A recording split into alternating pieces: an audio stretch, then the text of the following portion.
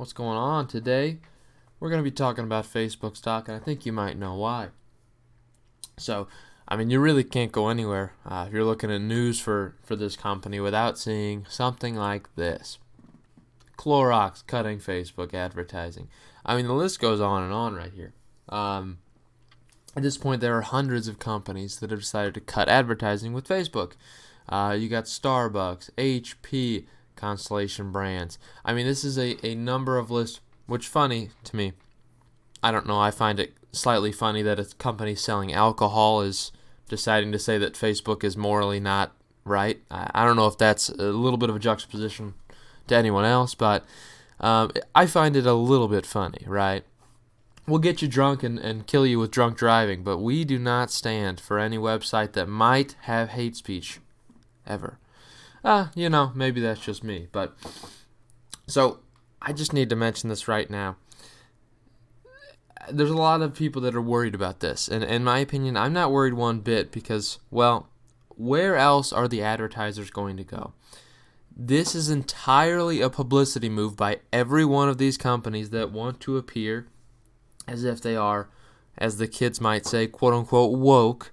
They simply want to show that they do care about whatever movement that's going on right now, right? That's all that they care about, these companies. They don't care about the actual movements. They don't care about anything like that, which in my opinion, I think we're a little bit too oversensitive. I don't think that's, if you don't think that, you're definitely not thinking with your brain. People are too oversensitive to everything, right? You can't control everything when you've got billions of users using your platform. I don't know how you expect to monitor every single post before it's even posted. I don't know why people even care about that. And to be honest, I think Facebook, as much as it's very biased in how it does its thing, it's the most redeemable of all social media platforms, just being honest with you. Because they let stuff stand that, for the most part, their policy is they'll let people look like idiots if they look like idiots, right? For the most part. The term of hate speech is just a little too widespread right now, in my opinion. And I think Facebook's got a rather lackadaisical stance on it, which I think they should, right? This is a platform that is host to billions of people. So I think it's perfectly fine that, well, they want to be lenient on the policy because not everyone will agree with that. Maybe 50% will, 50% won't. So why would they possibly just be extremely strict about it and lose a bunch of people? You wouldn't. You just shouldn't. What these companies do are examples of virtue signaling, right? I got a little English dictionary for you, right? Did you want to learn the English language today? I heard you did. So virtue signaling is the action or practice of publicly expressing opinions or sentiments intended to demonstrate one's good character or moral correctness of one's position on a particular issue. And obviously we know these particular issues right now from this Facebook advertising is the Stop the Hate campaign, Stop Hate for Profit campaign, whatever this garbage is. Which, by the way, I think it's quite hilarious. You get companies like Nike cutting that are using sweatshops in China, paying kids dimes an hour for what they're doing. It's really funny that they're the ones cutting advertising because someone on a social media platform might have said, I hate this group. You know what I mean? Is that my entire thing? The thing about it, too, it's so ridiculous. And I think eventually these companies are going to realize this is the best place to spend their ad dollars. There's so much traffic here. There's so much money to be made here when you spend your advertising dollars here. It just is. So it's already a weak advertising economy. So I think it's a decent reason for them to even be cutting right now, just so they could find an opportunity to make themselves look good. The advertising dollars will be back. I'll just tell you that right now, as these companies are just trying to look good to the public eye, but really, for the most part, for the average person, it just makes them look like they're being a little bit ridiculous. It's all hypocritical. It's extremely hypocritical. I can't lie to you. All of these companies have completely ridiculous civil rights issues going on within their doors, but they're going to make fun of Facebook. It's funny. Which is one of the more progressive companies, definitely a lot more progressive than the ones cutting it, but Facebook has agreed to do a brand safety audit again. They're bending the knee just a little bit, not too much, and I'm glad they're not. But really, they're just going to take a look at everything going on, all their content. We'll see how that obviously goes, but it's interesting. So Zuckerberg even says that he believes that these ads are going to be back soon enough. He said it's only going to be a threat to a small percentage of the revenue again, and I'm going to go in today why they have so many sources of revenue, and they do, and I think they can easily pick up that revenue that they're going to lose from these advertisers, because plenty of people still want to advertise with Facebook, trust me, because it's a smart place to advertise on. It's a very smart place to advertise on. I've never once clicked a pop-up ad in my life, or any banner ads, anything like that, but trust me, a majority of people actually do, and it surprises me, but they do, or at least they look at them at a minimum. Most people look at them, and then it might give them an idea, like, well, what's that? That's interesting. He's not changing policies, though, is what he's stuck to.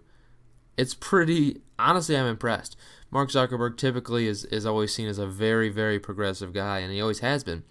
But it turns out he's been one of these guys that's actually been sticking to his guns. Everyone else is bending their knees to every single demand that extremists have. And Mark Zuckerberg, well, he's being, honestly, it's pretty impressive.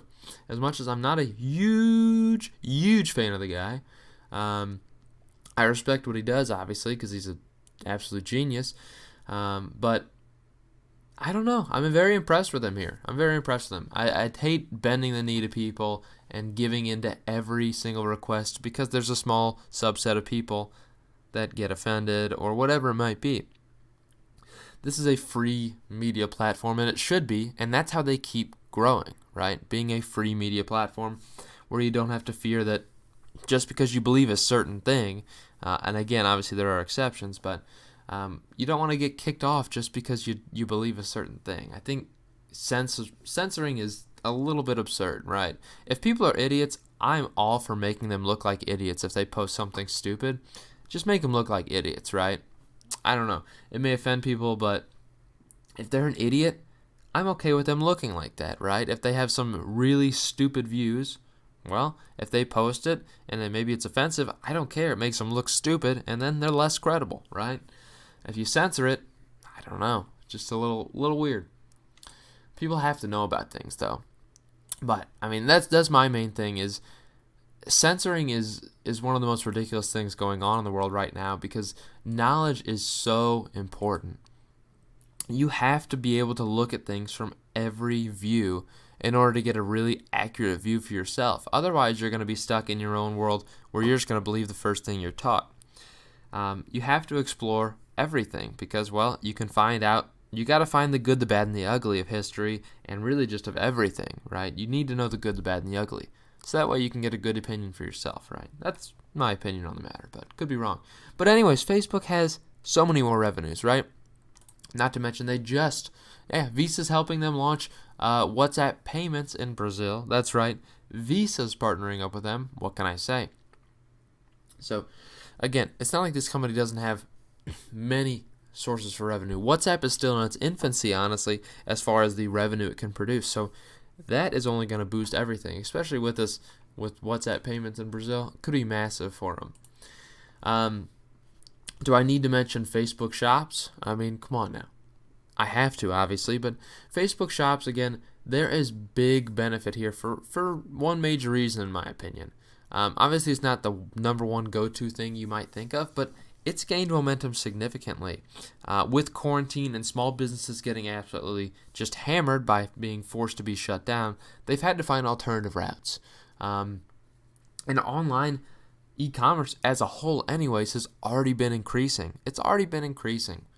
I compare it, and I will compare it here, to Etsy. Why not? Let's compare it to Etsy, and we look at their last earnings report, in which they had a 32% increase in general merchandising volume. So the amount of merchandise that sold through Etsy last quarter was $1.4 billion. 1.4 billion, which is a 32% increase year over year. It nearly matched what they did in quarter 4, which is the quarter, that's right, over the Christmas period in which sales are massive. So this is just a crushed out of the ballpark, number. And next quarter is going to be just as massive too. So Facebook Shops is going to see an improvement just because of that. An increase in volume, absolutely, with Facebook Shops. I think that goes without saying. It's mighty impressive, obviously, how these e-commerce places are doing it, but as these small businesses need places to sell stuff, and some people just want to find a source of revenue, right? They've been laid off from their job. They're finding a source of revenue. Facebook Shops, creating products like masks, might be their best opportunity right now. So Facebook Shops should benefit. Do I need to mention video games? Yes, I do. You should know Facebook owns Oculus, right? They own Oculus VR, and obviously the number one selling Oculus or VR headset being the Oculus Quest right now. First off, I want one. I'll tell you that right now. I want one, and one day I will buy one. But not right now. Okay, we're gonna be patient. VR technology is only increasing, but I mention this because of the fact that, well, video game sales are on a tear as well. This year has been a massive year.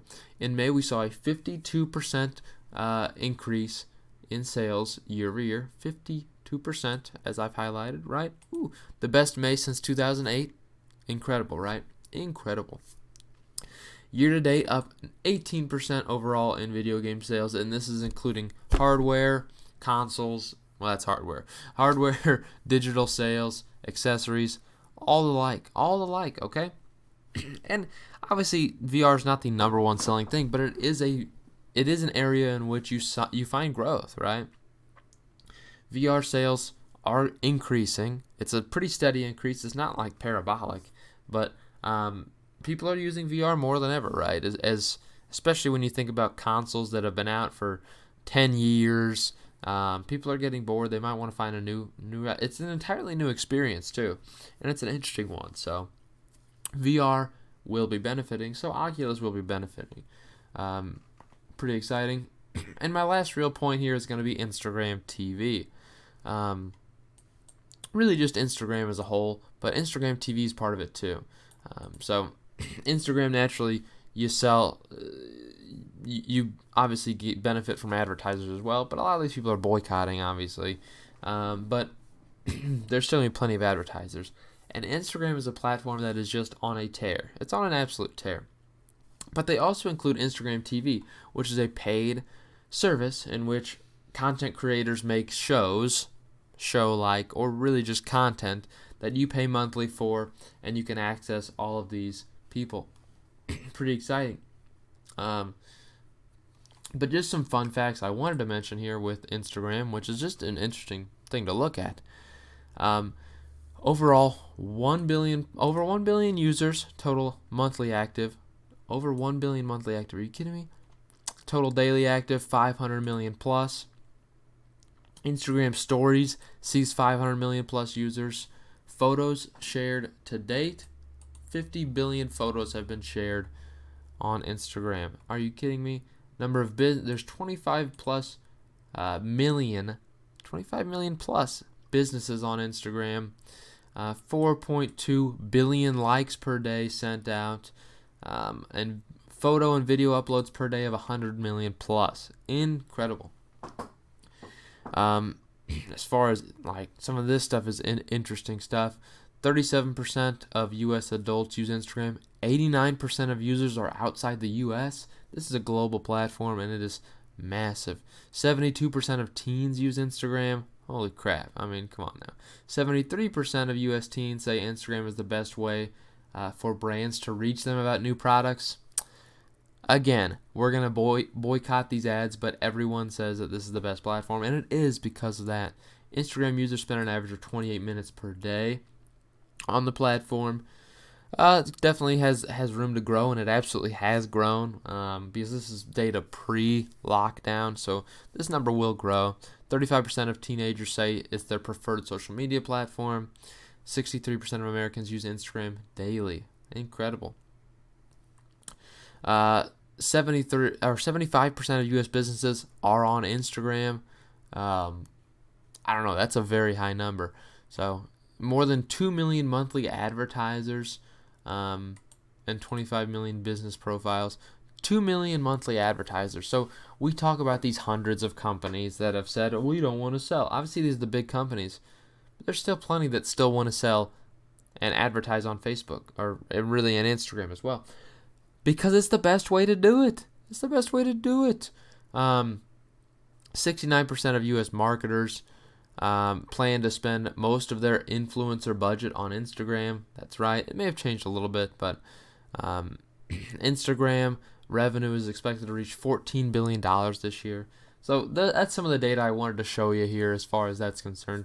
Why Facebook should not be taken lightly just because of all the noise going on right now. I mean, we talk about all this virtue signaling going on right now for these companies. The money will come back anyways. It's not like they're giving up on Facebook forever, and I want them to not bend the knee, right? I want them to stick to their guns. They need to. Even though I don't understand Zuckerberg's haircut, and I never have, I don't know how his hairline is the way it is. It is quite impressive. But I just don't seem to get it. We need to calm down, right? People need to just be a little bit more open with everything. We need to relax and have a good time. We need to love everyone, okay? Just love everyone. Quit all this hate. Facebook's not the one spreading hate, sorry. It's the people trying to shut it down. So, really hope you enjoyed and have a good one.